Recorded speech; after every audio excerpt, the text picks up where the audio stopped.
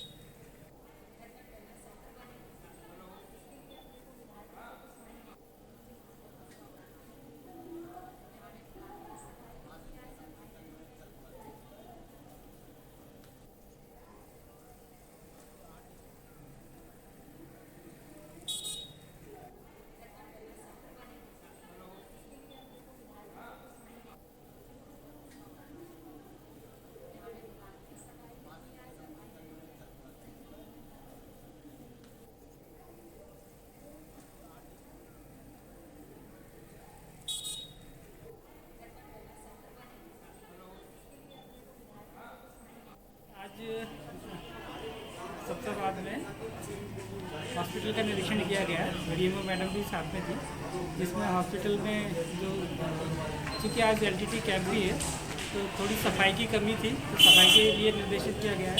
और बाकी जो पलंग पे चादर वगैरह ये जो चीज़ें हैं ये साफ से सुरक्षित रहे, साफ सफाईदार रहें।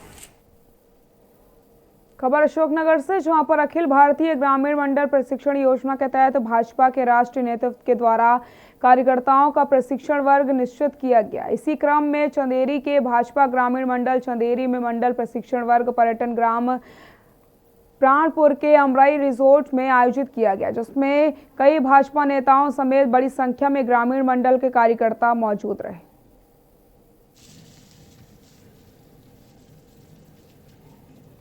ऐसे अनेक दायित्वों का निर्वहन आदरणीय दादाजी ने किया हुआ है।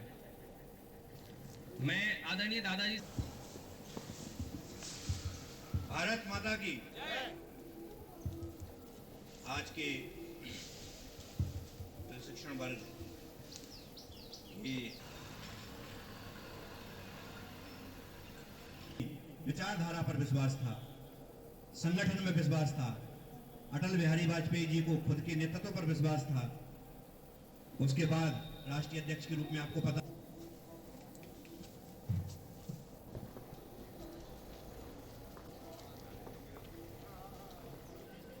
विश्व हिंदू परिषद संघ में धर्म जागरण प्रमुखी सागर तहसील के निवासी। भारतीय जनता पार्टी समय समय पर नए कार्यकर्ताओं को या जो पुराने कार्यकर्ता हैं उनको प्रशिक्षण देने के लिए प्रशिक्षण वर्ग का आयोजन करती है। आज 24 तारीख एवं कल 25 तारीख को भारतीय जनता पार्टी ग्रामीण मंडल चंदेरी के लिए प्रशिक्षण वर्ग की तिथि नियत की गई थी। उसी के तहत ये अमराई होटल में प्रशिक्षण वर्ग निर्धारित किया गया है एवं संपन्न प्रथम सत्र प्रारंभ। अलीराजपुर के जोबट में हिंदू युवा जनजाति संगठन ने नगर में विशाल वाहन रैली निकाल करके एसडीएम के नाम तहसीलदार को ज्ञापन सौंपा, जिसमें बताया गया कि मिशन अस्पताल 2017 से बिना पंजीयन के चल रहा है। इस दौरान जितनी भी मौत हुई है उस पर जांच करके कार्रवाई की जाए। अस्पताल संचालक पर भी कार्रवाई की जाए। जहां पर अस्पताल संचालित किया जा रहा है वहां पर जमीन रेवेन्यू की है जो लीज पर ली गई है, जिस पर नया निर्माण नहीं किया जा सकता, इसकी भी जाँच की जाए। वहीं आदिवासी संस्कृति बचाओ और धर्मांतरण रोकने के लिए यात्रा पूरे जिले में निकाली गई है।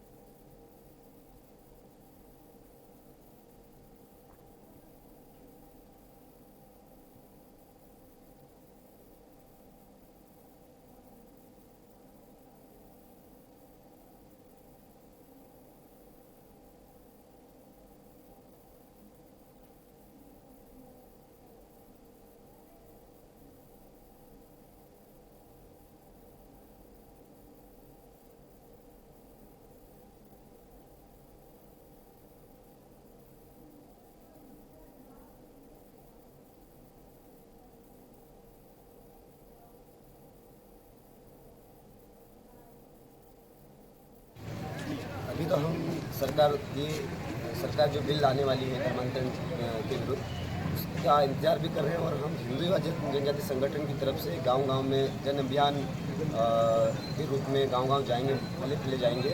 और हम जनवरी में एक और अभियान चालू करने वाले हैं, सौर बचाओ अभियान, जिसके तहत हम गांव-गांव जाकर ही बताएंगे कि कहाँ कितने लोग धर्मांतरित हो गए, ईसाई धर्म में धर्म परिवर्तित कर लिया है। जांजगीर नैना नगर पालिका क्षेत्र में हाउसिंग बोर्ड ने बिना अनुमति लिए 25 एकड़ पर हसदेव विहार बसा डाला। इस कॉलोनी में विभाग ने एसआईजी समेत 5 तरह के 471 आवास के मकान बनाए।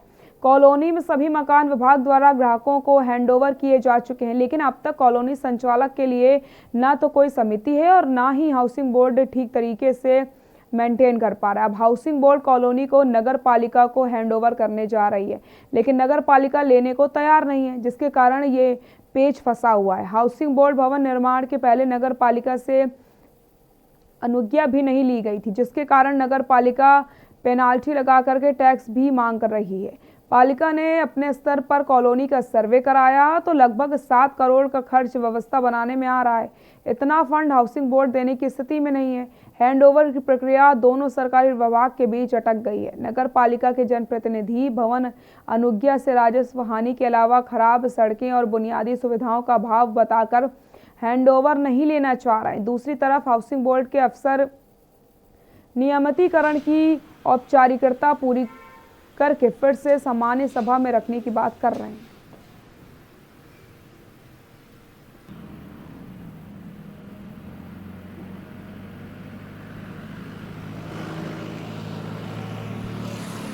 जितना करके उससे ज़्यादा ही ले लेंगे आपसे ऑफिशियल हिसाब से जनप्रतिनिधि ले लेंगे। कौन सी कॉलोनी बोल रहे हो? ये सेंट्रल सिटी का है। आप पत्र व्यवहार किए थे, कुछ नोटिस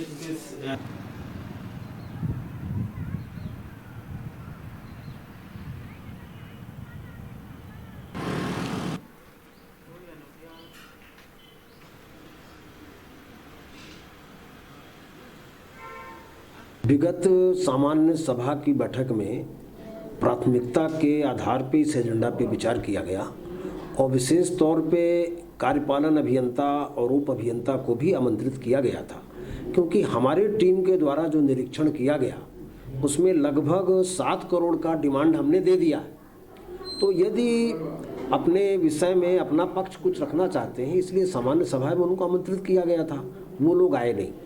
और व्यक्तिगत रूप से मैंने भी सामान्य सभा में ये सुझाव दिया था कि यदि वो पैसा जमा नहीं करना चाहते हाउसिंग बोर्ड, और माननीय सामान्य सभा के सदस्य सहमत भी थे।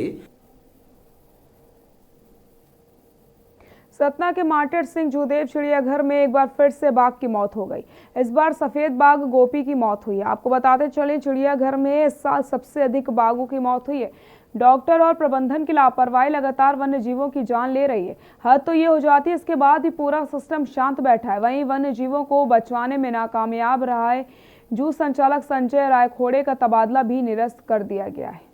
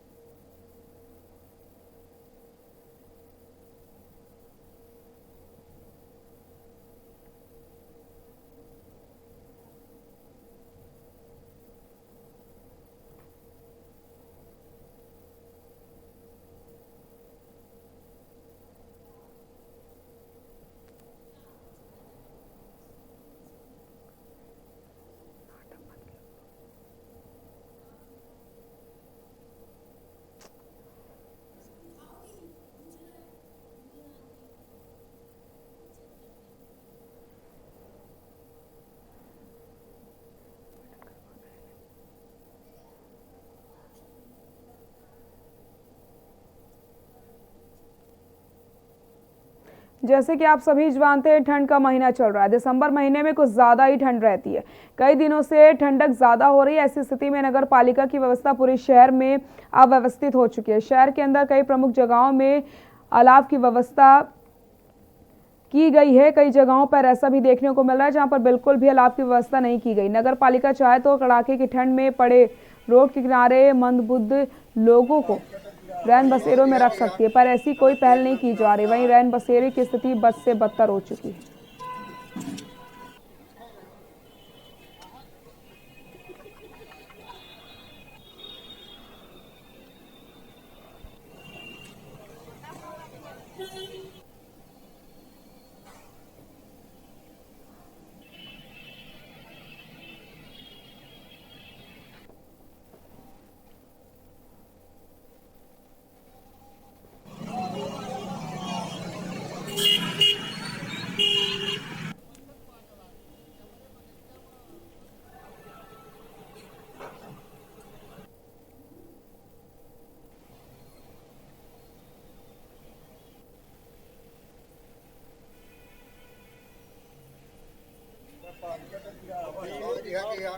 कलेक्ट्रेट में व्यवस्था है।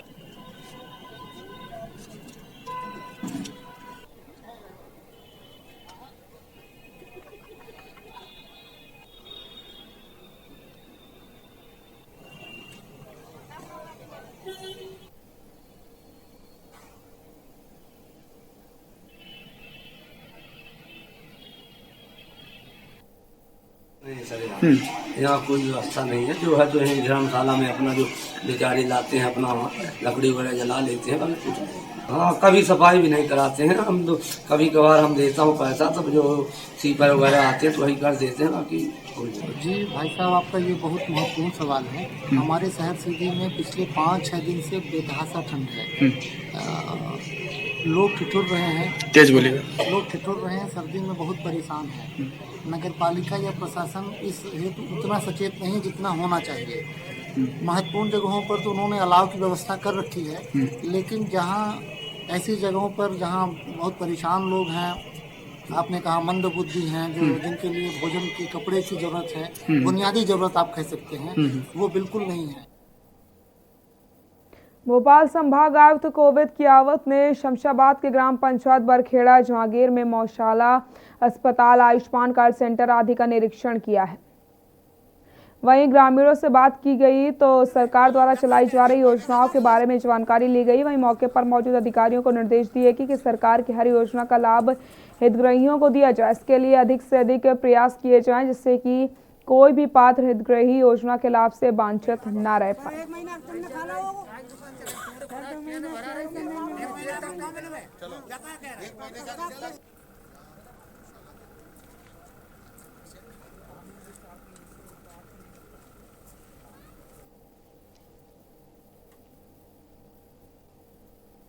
एक महीना तुमने खा लो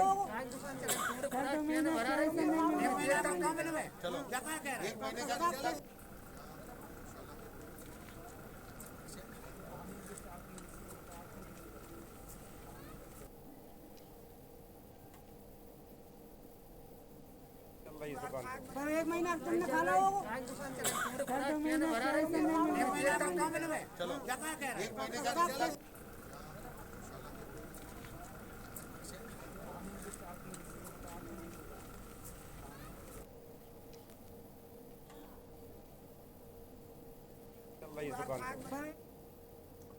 यहाँ रुकते हैं एक छोटे से ब्रेक के लिए, जल्द हाजिर होते हैं।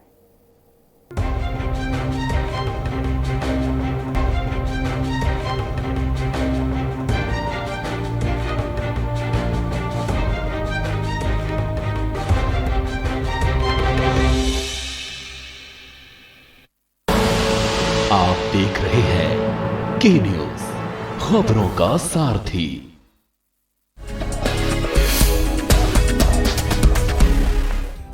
उत्तर प्रदेश में एमएसएमई को बड़ा आधार मिला है। सूबे में औद्योगिक इकाइयों का विकास हुआ है, जिसके बाद प्रदेश में कई लोगों को रोजगार से जोड़ा गया है। रोजगार सृजन के लिए योगी सरकार कई योजनाएं चला रही है। यूपी सरकार की सराहनीय पहल से नई औद्योगिक इकाइयों को करोड़ों का ऋण वितरण हुआ है। मुझे विश्वास है कि आत्मनिर्भर भारत योजना के तहत ऋण वितरण से प्रदेश की एमएसएमई इकाइयों को निश्चित ही लाभ मिलेगा। योगी सरकार के अच्छे विजन और नीतियों से उत्तर प्रदेश में विकास का पहिया तेजी से दौड़ा है।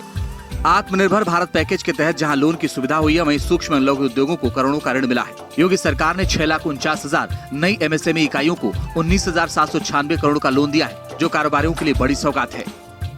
एमएसएमई ऑलमोस्ट बंद होने को आ गया था। तनख्वाह देने के बाकी खर्चों के पैसे नहीं थे हम लोगों के पास। सरकार ने सॉफ्ट लोन दिया है, एक एक बंदे को घर जाकर दिया है। एमएसएमई से कई लोगों को रोजगार मिला है। योगी सरकार ने 1,25,00,000 लोगों को रोजगार से जोड़ा है। सरकार की वजह से जो छोटे छोटे उद्योग धंधे चालू हैं, जिससे हमें काम मिला है, हमारा घर का खर्च चल रहा है। यूपी सरकार ने बिना भेदभाव के रिकॉर्ड 3,80,000 से अधिक सरकारी नौकरियां दी हैं। उत्तर प्रदेश में नए रोजगार के अवसर लगातार बढ़ते जा रहे हैं। निवेश के साथ ओडीओपी से लोकल अब ग्लोबल हो चुका है, और ये सब कुछ संभव हुआ है सीएम योगी के संकल्पों की बदौलत। आप देख रहे हैं के न्यूज, खबरों का सारथी।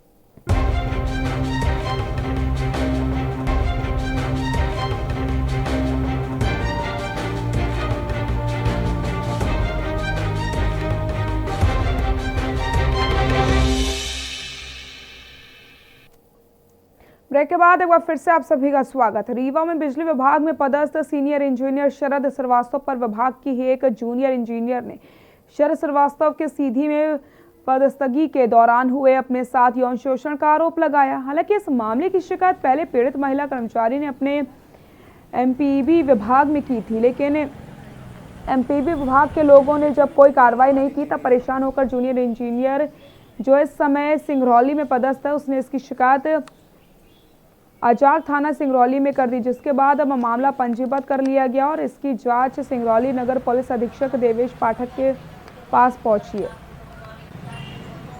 SC/ST मामला दर्ज होने के भनक लगते ही बिजली विभाग रीवा में पदस्थ कर्मचारी शरद श्रीवास्तव फरार बताए जा रहे हैं। हालांकि मामले में अभी तक सिर्फ खानापूर्ति की गई है, क्योंकि अजवाक थाने में शिकायत होने के बाद भी मामला पंजीबद्ध नहीं किया गया था। इस मामले नगर पुलिस अधीक्षक देवेश पाठक ने बताया कि जांच उनके पास पहुंची है। इसमें अब पीड़ित के कथन लेने के बाद ही वैधानिक कार्रवाई की जाएगी।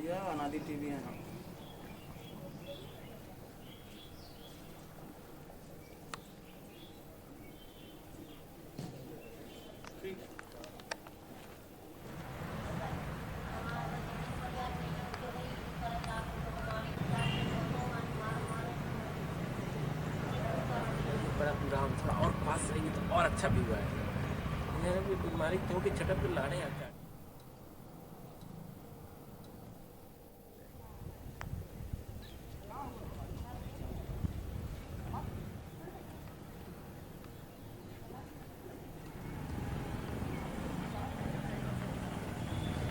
बेटी में भैया अनादि टीवी है।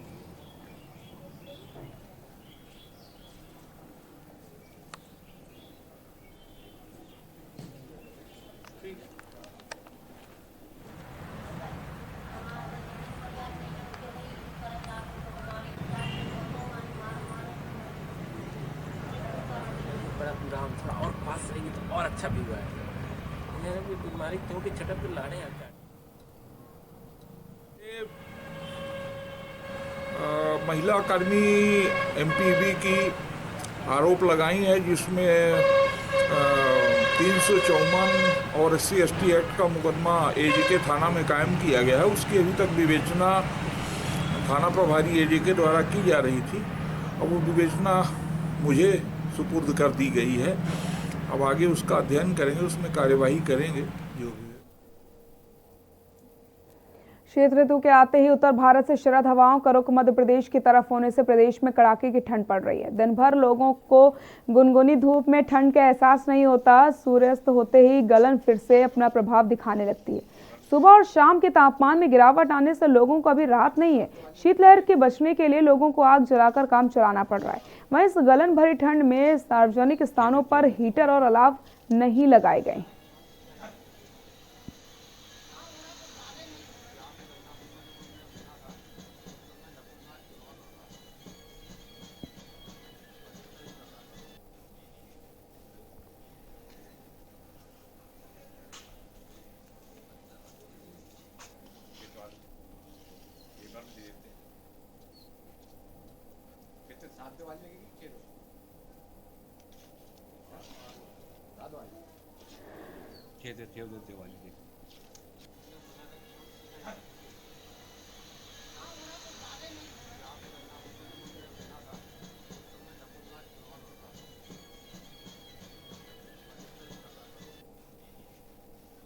देखिए, अब जैसे ठंडी शीतलहर तो चालू हो गई है और शासन के भी आदेश आ गए हैं, मेरे संज्ञान में लिया है इसको, और अतिशीघ्र मतलब कल से ही हम अलाव वगैरह सब चालू करता है कि बाहर से आने वाले व्यक्तियों को सुविधा मिल सके। बुलेटिन फिलहाल के लिए इतना ही। देखते रहिए के न्यूज़ इंडिया। नमस्कार।